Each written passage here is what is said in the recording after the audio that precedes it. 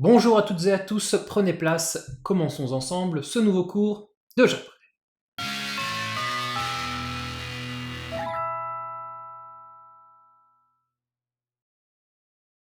Dans la saison 1 des cours de japonais, on a déjà vu la création de mots composés à partir de kanji, tout ça lu bien sûr en lecture sino-japonaise. Ici, on va faire des mots composés avec des lectures purement japonaises. On en a déjà vu un peu dans les cas particuliers de kanji, le cours de la saison 1. Ces mots composés purement japonais, on va énormément les créer à partir de formes nominalisées de verbes. Je rappelle que tout ce qui est verbal, les verbes, ce sont des mots purement japonais, à part bien sûr les verbes sino-japonais, bien sûr.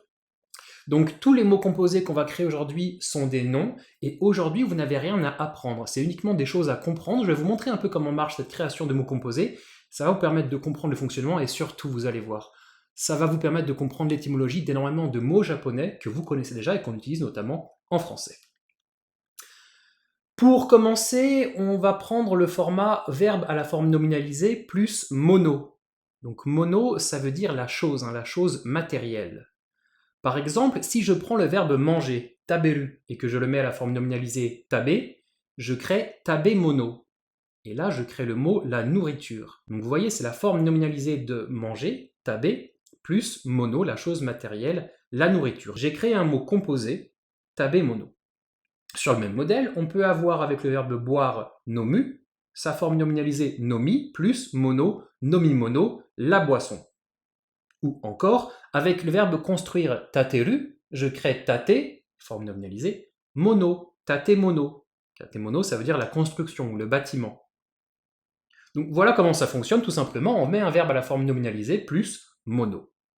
Tout comme c'était le cas pour le cours précédent, on peut aussi ici zapper l'okurigana dans tatemono, on enlève le t, ce qui donne comme ça tatemono seulement en deux kanji. Même si c'est au milieu du mot, on peut comme ça skipper l'okurigana. Mais attention, ça ne marche pas avec tous les mots. Par exemple, précédemment avec tabemono, si on enlève l'okurigana, là ça donne shokumotsu. Donc c'est les mêmes kanji, c'est du coup lu en lecture sino-japonaise, et ça a le même sens. Alors, parfois, on peut avoir comme ça des synonymes sino-japonais. On prend les deux mêmes kanji, on lit ça en lecture sino-japonaise, toujours avec cette idée d'un peu plus savant, un peu plus poli d'utiliser les lectures sino-japonaises, et c'est ce qu'on avait vu avec les verbes sino-japonais. Mais ça, cette histoire d'équivalent en sino-japonais, ça marche pas pour tous les mots qu'on va pouvoir créer aujourd'hui, donc c'est juste un exemple que je vous mets, mais ce sera pas systématique. Et puis attention, bien sûr, il existe déjà des mots sino-japonais qui existent sur le même modèle. Par exemple, dobutsu, vous connaissez l'animal, et c'est le verbe ugoku, le premier kanji. Donc on pourrait penser que c'est ugoki mono, comme ce qu'on vient de faire à l'instant, un verbe à la forme nominalisée plus mono, mais pas du tout. Là, pour le coup, ça n'existe qu'en sino-japonais, dobutsu. Donc cette histoire, on ne crée pas en fait les mots que l'on veut. Les mots existent déjà tels quels, et en fait, ce qu'on est en train de faire maintenant, c'est d'analyser leur construction pour comprendre comment ils ont été créés. Allez, je vous donne encore des exemples. Avec accrocher, suspendre, kakeru, je crée kake mono. Et oui, le kakemono, c'est un mot qu'on utilise aussi bien sûr en français. Alors c'est un mot qu'on utilise, vous savez, dans les conventions, les salons, on accroche comme ça quelque chose, une sorte de grande affiche. Kakemono. Donc voilà, tout simplement, cette construction verbe à la forme nominalisée plus mono nous permet de comprendre des mots qu'on connaît déjà. Et puis avec oublier, wasureru, je crée wasure mono. Wasure mono, c'est un mot qu'on entend dans le métro à Paris, peut-être dans même d'autres villes de France. C'est l'affaire oubliée, la chose matérielle qu'on a oubliée. Il y a le petit jingle qui dit faites attention à ne rien oublier. En japonais, on entend dedans wasure mono. Et puis bien sûr, pour finir, avec s'habiller, kiru, je crée kimono. Et oui, le kimono, c'est de là que ça vient. L'habit, kimono de base, ça veut dire l'habit en japonais. C'est la chose avec laquelle on s'habille. L'habit, kimono, voilà d'où vient ce mot que tout le monde connaît. Alors aujourd'hui, le kimono, ça désigne un habit spécial, un traditionnel, vous savez, avec plusieurs couches, etc. C'est pas n'importe quel habit qu'on peut désigner comme kimono, mais voilà l'étymologie du mot kimono en japonais. Ensuite, on va voir un second format qui est verbe à la forme nominalisée plus koto. Alors koto, c'est la chose, certes, mais la chose immatérielle. Je vous donne un exemple. Avec le verbe souhaiter negau, je crée negai goto. Alors attention, ici, vous voyez, koto a pris un petit d'à côté d'un negai goto. Ce sera souvent le cas, comme ça, lors d'une combinaison, on va pouvoir mettre un accent sur le premier kana du second kanji, vous vous souvenez de la règle.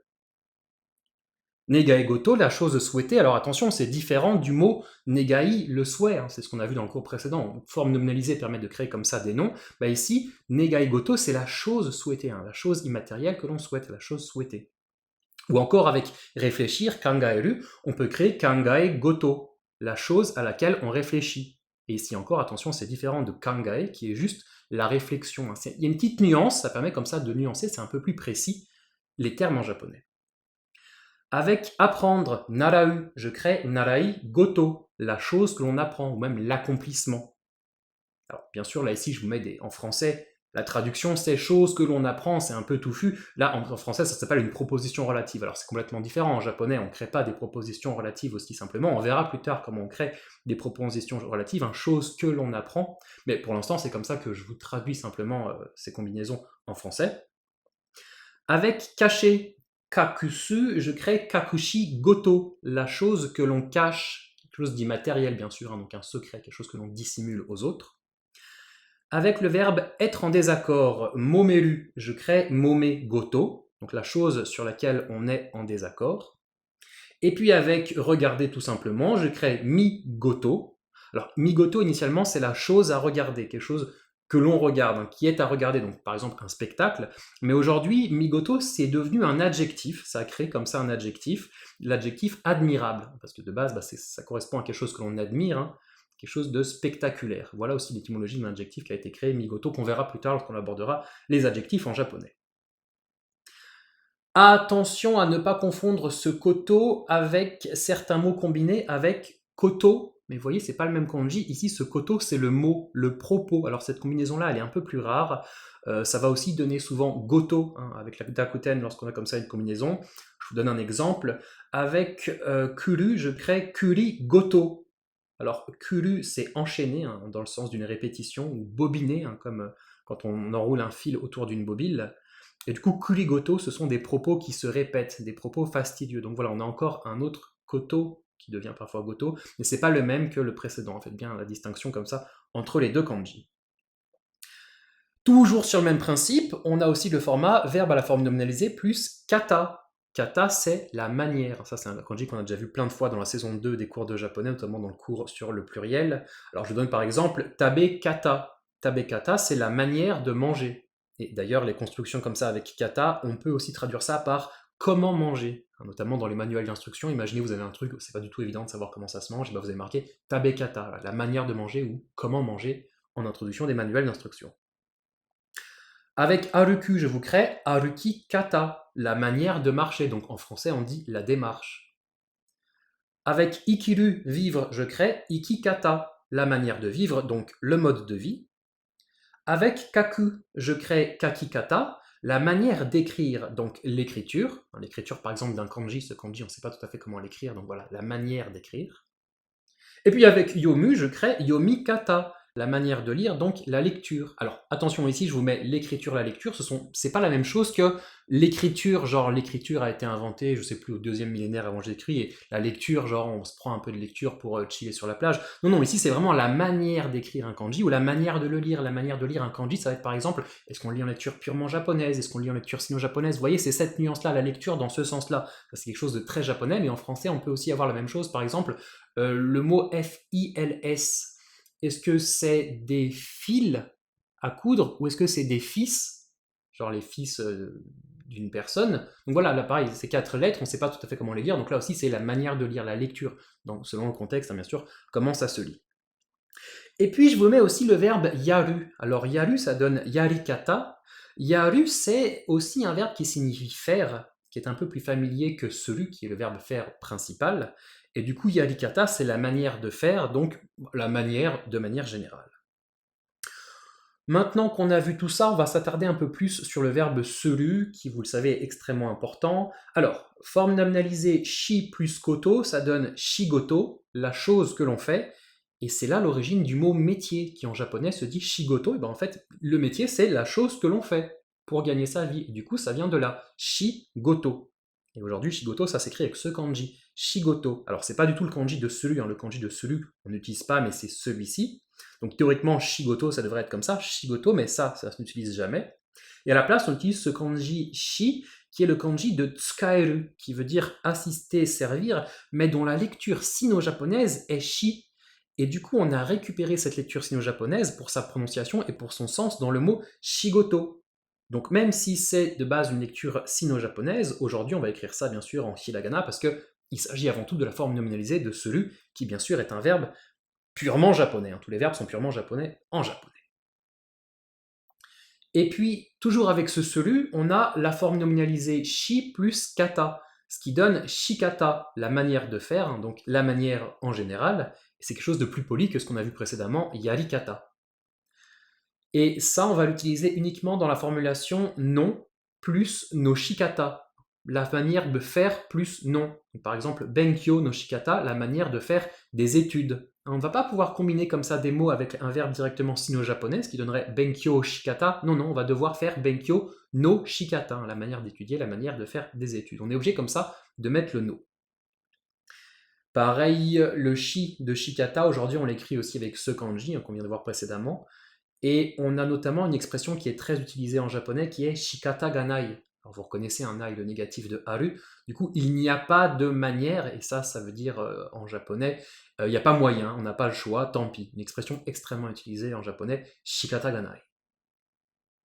Et puis bien sûr, ce qui se fait énormément, c'est le format verbe à la forme nominalisée plus non. Par exemple, origami, un origami. Alors on a la forme nominalisée de oru, plié, plus kami, le papier. Donc c'est un papier que l'on plie. Un origami, on a le terme bien sûr en français. Ici encore le cas a pris un dakotan, origami. Ce sera quasiment systématiquement le cas sur tous les mots qu'on va voir et à chaque fois qu'on a comme ça une forme combinée avec un nom. Et puis on a par exemple shinigami. Shinigami, c'est un terme que vous avez beaucoup entendu si vous avez regardé Death Note ou Bleach. Ça veut dire le dieu de la mort. Donc là, ici, on a Shinu, mourir, à la forme nominalisée, plus Kami, le dieu. Bien sûr, attention, c'est un Kami qui est différent du kanji que celui qu'on a vu juste précédemment. Et puis pour Shinigami, d'ailleurs, on enlève souvent le okurigana, le ni. Shinigami, souvent, il saute et ça donne comme ça en deux kanji, Shinigami. Allez, d'autres exemples. Deguchi, la sortie, avec deru, sortir, plus kuchi, la bouche. Alors la bouche, mais kuchi de manière générale, ça veut dire l'ouverture en japonais. La bouche, dans un corps humain, c'est l'ouverture. C'est par là qu'on fait rentrer les aliments. C'est comme ça que ça marche en japonais. Et du coup, ici, la bouche par laquelle on sort, la sortie. Et puis on a aussi iriguchi, l'entrée, avec iru, entrée, plus toujours kuchi. Iru, c'est un verbe qui se prononce aussi parfois hairu. Il existe les deux, ça s'écrit de la même manière, comme ça avec le kanji plus tokurigana haru. Et regardez bien, les deux, bien sûr, sont des verbes étoiles. On peut faire aussi makizushi. Alors makizushi, c'est le vrai nom qu'on a en fait en japonais au maki. Ce qu'on mange nous au restaurant japonais, en japonais c'est makizushi. C'est créé avec maku enroulé plus sushi. Donc en fait c'est un sushi qu'on enroule, vous savez, avec le morceau d'algue noire autour. Et ces créations de noms composés, c'est des choses qui vont être énormément utilisées dans les noms de nourriture en japonais. Par exemple, chirashi-zushi, qu'on appelle nous en français uniquement le chirashi, ça vient de chirasu, éparpillé, plus sushi. Pourquoi éparpillé? Parce que vous savez, c'est un plat où en fait on a un riz dans un bol avec différents ingrédients éparpillés dessus. Souvent, c'est des tranches de poisson cru. Dans la nourriture, on a aussi surimi. Et oui, le surimi, tout simplement, ça vient de suru, broyer, plus mi, la chair. Voilà, on a broyé de la chair, c'est comme ça qu'on crée du surimi. Tout ça, en fait, moi, avant d'étudier ce truc, je ne savais même pas que c'était un mot japonais, surimi. C'est effectivement le cas. Alors bien sûr, ici, attention, seru, c'est un verbe qui est différent du verbe faire, cette fois, il est du premier groupe, vu que sa forme nominalisée, c'est suri. Et d'ailleurs, ce verbe, il est souvent utilisé uniquement en kana. Et puis, dans la langue japonaise, on a furigana. Le furigana, ça vient de furu à la forme nominalisée, attribué, plus kana. On attribue la lecture au kana. Et puis on a aussi okurigana. L'okurigana, c'est okuru, accompagné, plus kana. Ça accompagne des kanji, les petits kana comme ça qui accompagnent les kanji. Et puis parfois on a aussi ces formes nominalisées en seconde position. Par exemple avec umeboshi. Alors umeboshi, vous savez peut-être ce que c'est, ça vient de prune ume, le fruit, plus hosu, séché, qui a pris un dakoten, un boshi. Alors attention, ici le kanji est différent du kanji de 1000, sen, et du katakana chi, les deux se ressemblent, les trois se ressemblent, mais pourquoi attention à bien les distinguer? Umeboshi, vous savez, c'est une prune japonaise extrêmement sèche, très acide, ou amer, non je pense que c'est acide. C'est très très fort, il y a des gens qui adorent, il y en a qui n'aiment pas. Bon, si jamais vous avez l'occasion de tester, je vous encourage à essayer. Et puis bien sûr, on yomi et kun yomi, hein, lecture sino-japonaise et lecture purement japonaise. Alors ici, yomi bien sûr c'est la lecture, hein, le fait de lire, ça on sait ce que c'est. Et puis on c'est phonétique, kun c'est le principe, donc la lecture phonétique ou la lecture sur le principe, hein, sur le sens du kanji. Et du coup, ici, on a une nuance selon si la forme nominalisée est en première position ou en seconde. Si elle est en première position, la forme nominalisée détermine le nom. Par exemple, dans origami, c'est du papier qui est déterminé par l'action de plier.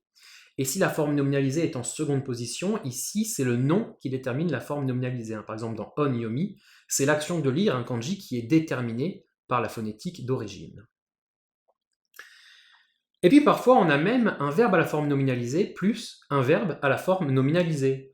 Par exemple, dans mawashigeri. Alors ceux qui font des arts martiaux connaissent peut-être, mawashigeri c'est un coup de pied, mawasu c'est tourner, plus keru, frapper du pied. Les deux sont mis comme ça, combinés à la forme nominalisée.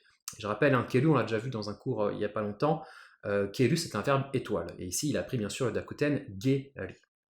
Un autre exemple, nui gurumi.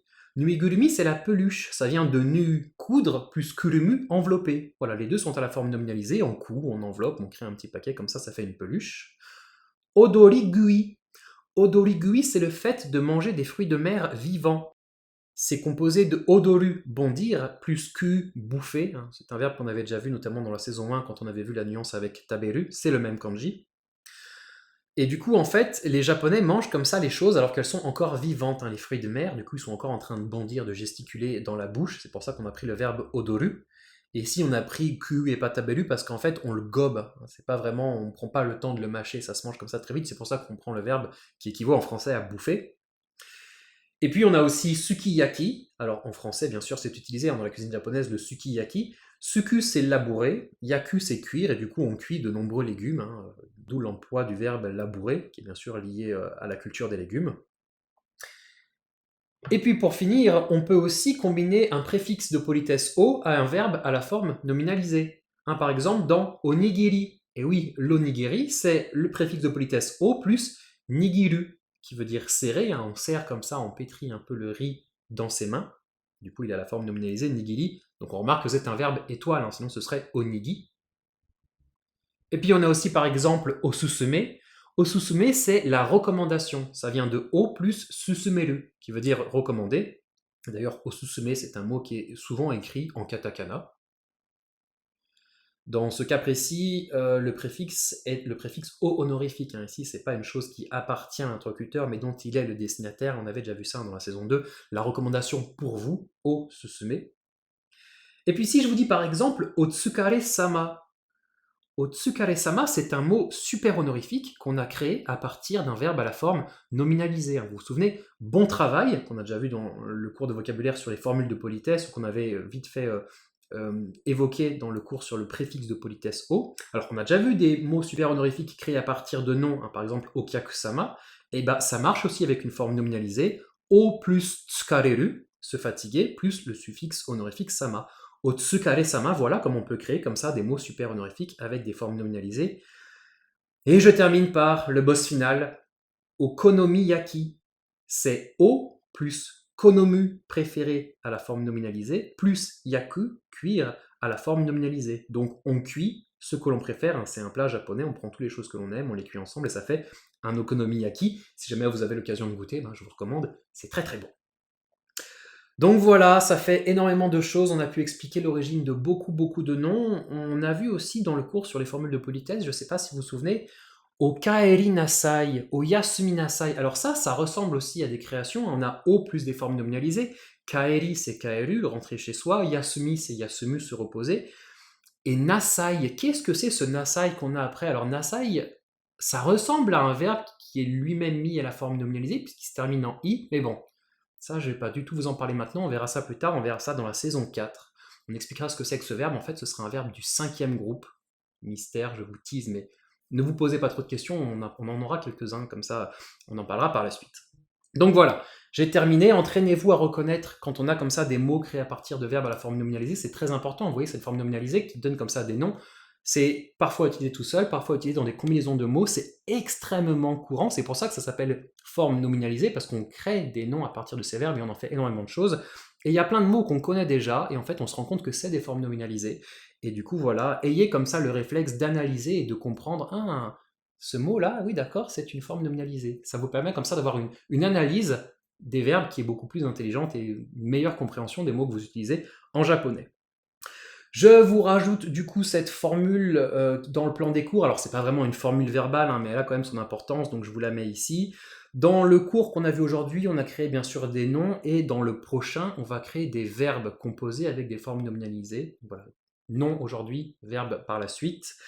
Je vous donne vos exercices. Alors cette fois, c'est pas du thème et pas de la version. Aujourd'hui, on a juste vu des mots, donc ça s'applique pas trop à la création de phrases. Mais je vous donne une liste de mots composés, créés à partir de verbes à la forme nominalisée, hein, selon les différentes manières et les différents formats que l'on a vus aujourd'hui. Et je vous demande d'analyser, de décortiquer ces différents mots pour comprendre comment ils ont été créés. Alors je vous demande pas bien sûr de créer vous-même des mots, parce que en fait, c'est pas des mots qu'on crée, on crée pas les mots qu'on veut, ils existent déjà tels quels dans la langue. Et du coup, vous allez voir dans les exercices, il y a tout plein d'autres mots à découvrir sur lesquels vous allez avoir des révélations, parce que souvent, ce sont des mots que vous connaissez déjà. Chers élèves, j'espère que ce cours de japonais vous a plu. Continuez de vous abonner, n'oubliez pas de vous abonner à la chaîne. De bien travailler. N'oubliez pas de vous abonner à la chaîne afin de ne manquer aucune leçon. Vous retrouvez toutes les actualités sur Twitter, Facebook. Alors Twitter maintenant ça s'appelle X. Mais Twitter, Facebook, Instagram, TikTok. Quant à moi, je vous fais des gros bisous. Non, je vous souhaite, je sais plus. Et je vous donne rendez-vous au prochain cours.